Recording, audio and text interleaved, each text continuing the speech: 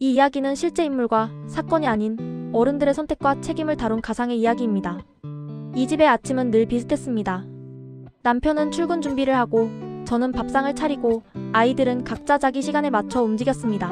30년 넘게 반복된 장면이었기에 그날도 별다를 것 없다고 생각했습니다. 그런데 그날 아침 우연히 보게 된 문자 한 통이 제 마음을 흔들었습니다. 남편이 화장실에 간 사이 식탁 위에 휴대폰이 뒤집힌 채 놓여 있었습니다. 화면이 켜지며 은행 이름과 함께 숫자가 눈에 들어왔습니다. 낯선 계좌에서 저에게 한 번도 말한 적 없는 금액이 빠져나가고 있었습니다. 저는 처음에는 대수롭지 않게 넘기려 했습니다. 하지만 머릿속 한 구석에서는 이상한 생각이 자꾸 고개를 들었습니다. 우리 집에 내가 모르는 돈이 이렇게 오고 간 적이 있었나? 윤정내가 모르는 계좌가 또 있었나? 내가 모르는 일이 더 있는 걸까? 며칠 동안 저는 스스로를 달래며 생각했습니다. 아마도 남편이 회사 일로 쓰는 돈일 거라고. 그런데 마음이 가라앉지 않았습니다. 결국 저는 은행에 직접 가보기로 했습니다. 남편 명의 통장을 몇 개 챙겨 들고 은행 창구에 앉았습니다. 오래 거래한 은행 직원이 반갑게 인사를 건넸습니다. 직원 어머 오랜만에 나오셨네요. 오늘은 어떤 일로 오셨어요? 윤정 남편이 요즘 정리가 잘 안 된다고 해서요. 있는 계좌들 한 번만 같이 확인해 주실 수 있을까요? 직원은 화면을 보다가 제가 모르는 계좌 이름을 몇 개 더 말했습니다. 저는 그제야 알았습니다. 제가 알고 있는 통장은 남편이 가진 것의 일부에 불과하다는 사실을. 직원 이 계좌는 예전부터 유지하시던 거고요. 여기에는 매달 일정 금액이 나가고 계십니다. 윤정 매달요? 혹시 어디로 나가는 돈인지 알 수 있을까요? 직원 구체적인 사용처는 저희가 말씀드리기 어렵고요. 다만 계좌 이체로 정기적으로 나가는 것만 확인됩니다. 모니터 속 숫자들이 제 눈앞에서 이리저리 움직이는 것 같았습니다. 우리 집 노후가 달린 돈이 내가 모르는 방향으로 흘러가고 있었습니다.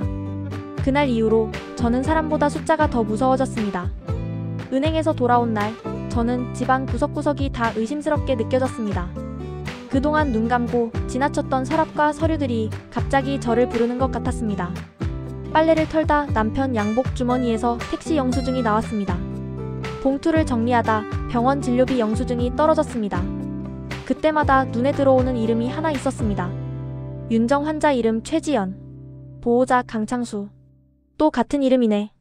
꽃집 영수증에도 작은 선물 상자 영수증에도 비슷한 글자가 적혀 있었습니다. 처음 보는 이름이었습니다.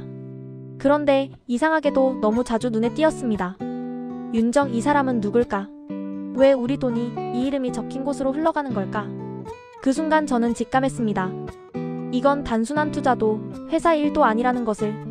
돈이 흐르는 곳에는 항상 사람이 있었습니다. 혼자 생각만 하다가는 제가 먼저 무너질 것 같았습니다. 그래서 저는 오랫동안 마음을 나눴던 친구를 불러냈습니다. 카페 안 두 사람이 마주 앉아있다. 선자 윤정아 얼굴이 왜 이렇게 상했어? 무슨 일 있는 거지? 윤정 나 바보 같은 질문 하나 해도 돼? 내가 나라면 남편이 모르게 만든 계좌랑 모르는 여자 이름이 적힌 영수증을 보면 아무렇지 않을 수 있겠니?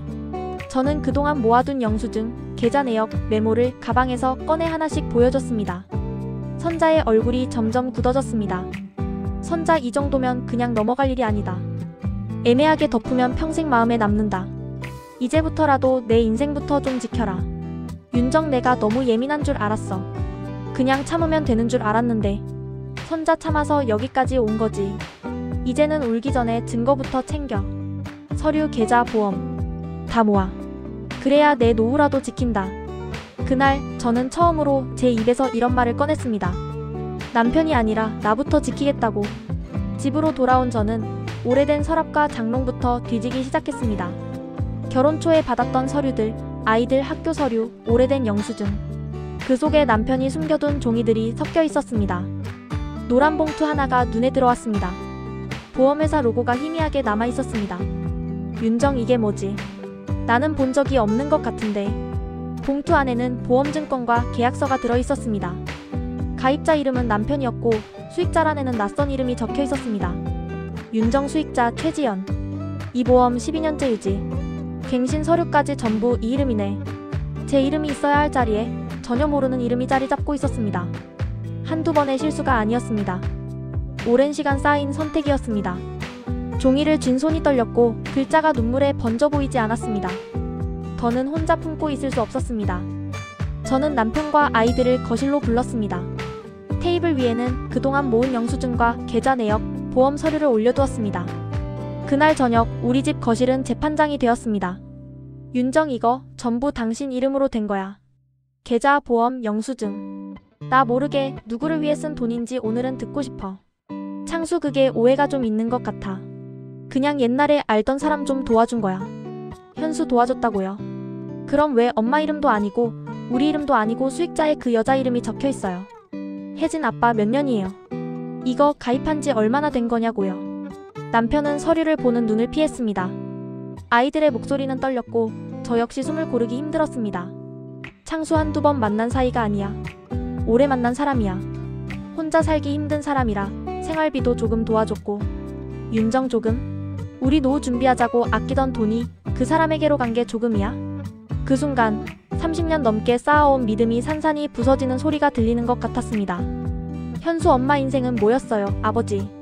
아버지 혼자 가장 노릇한 줄 알았죠. 엄마가 집 지키느라 뭘 포기했는지는 한 번이라도 생각해봤어요. 혜진 아빠, 저는 결혼 같은 거 안 할래요. 이런 거면 차라리 혼자가 나아요. 그날 이후로 이 집에서 아버지는 더 이상 의지의 대상이 아니었습니다. 아이들은 울다가 목이 쉬었고 저는 웃지도 울지도 못했습니다. 감정이 아무리 격해져도 시간은 흘렀습니다. 눈물로는 노후를 지킬 수 없다는 사실을 인정해야 했습니다. 그래서 저는 서류를 다시 챙겨 이번에는 변호사 사무실을 찾았습니다. 변호사, 오래된 계좌, 보험, 정기 송금. 이 정도면 단순한 일시적 일탈은 아닙니다. 법적으로도 충분히 다툴 수 있는 사안입니다. 윤정, 저는 이혼을 꼭 해야 할지 아직 모르겠습니다. 다만 제 남은 삶을 지킬 수 있는 방법이 있다면 알고 싶습니다. 변호사 감정을 기준으로 결정하시면 후회하실 수 있습니다. 우선 재산 상황부터 정확히 파악하셔야 합니다. 숨겨진 계좌, 보험, 부동산까지 최대한 찾아서 아내분 몫과 노후 자금을 확보하는 것이 우선입니다. 예전 같았으면 이런 이야기를 듣고 눈물부터 났을 겁니다. 그런데 그날 저는 이상하게도 눈물이 나지 않았습니다. 대신 종이에 적힌 숫자와 제 이름을 또렷하게 바라보고 있었습니다. 윤정, 이제 울 시간보다 서류 볼 시간이 더 필요하구나. 남은 노후를 누구와 보낼지는 모르겠지만 최소한 어떻게 버틸지는 내가 정해야겠다. 시간이 지나면서 우리 가족의 모양은 조금씩 달라졌습니다. 저는 작은 아파트로 이사를 나와 제 이름으로 된 통장과 집을 가지게 되었습니다. 크지도 화려하지도 않았지만 최소한 제 발로 서 있을 수 있는 공간이었습니다. 햇빛이 들어오는 작은 부엌에서 윤정이 혼자 밥을 차린다. 밥상이 다 차려질 즈음 초인종이 울린다. 현수 엄마, 반찬 좀 가져왔어. 요즘 잘 지내고 있어? 윤정, 덕분에. 너희가 와줄 때마다 집이 살아나는 것 같네. 혜진 엄마, 오늘은 내가 설거지 할게. 엄마는 앉아서 쉬어. 이제는 좀 쉬어도 되잖아. 아이들은 예전보다 훨씬 자주 안부를 물었습니다. 나는 늦게야 알았습니다. 그동안 제가 지켜온 것이 생각보다 아이들 마음에 깊이 남아있었다는 것을. 한편 남편은 점점 약해지는 몸을 이끌고 병원과 집을 오갔습니다. 예전처럼 당당한 가장의 모습은 아니었습니다. 아이들은 최소한의 안부 전화만 했고 예전처럼 웃으며 대화하지는 못했습니다. 남편은 남편대로 혼자가 되었습니다. 아이들은 아버지를 완전히 용서하지는 못했습니다. 그렇다고 완전히 버리지는 않아 멀찍이서 안부만 챙겼습니다. 배우자의 배신은 깊은 상처를 남깁니다. 그러나 무너진 노후는 상처만으로는 해결되지 않는 현실입니다.